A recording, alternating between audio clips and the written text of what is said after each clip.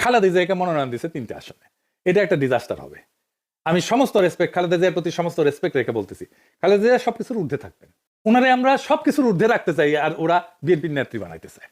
উনি কেন ইলেকশন করবেন? উনি প্রেসিডেন্ট হবেন বাংলাদেশে, বিএনপি বাদেও যে কোনো দল ক্ষমতা আসলে খালেদা জিয়া প্রেসিডেন্ট হিসেবে প্রথম পছন্দ থাকতেন।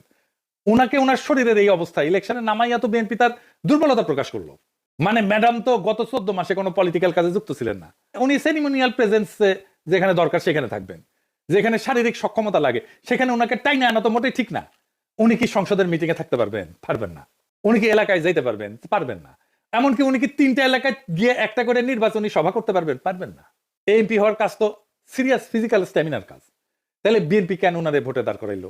করুণা বা সিম্প্যাথি ভোট পাওয়ার জন্য? করুণা পাবে কিন্তু ভোট পাবে না। করুণা দিয়ে ভোট পাওয়া যায় না, এটা একটা ব্লান্ডার। খালেদা জিয়ার প্রতি সম্মান, ভালোবাসা, শ্রদ্ধা থাকলো মানুষ একজন কর্মক্ষম নেতা চায়। সে এমন নেতা চায় না যে শারীরিকভাবে দুর্বল।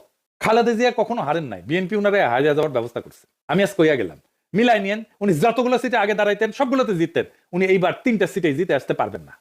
আমার কথাটা মিথ্যা হইলে আমি সবচেয়ে খুশি হইতাম, কিন্তু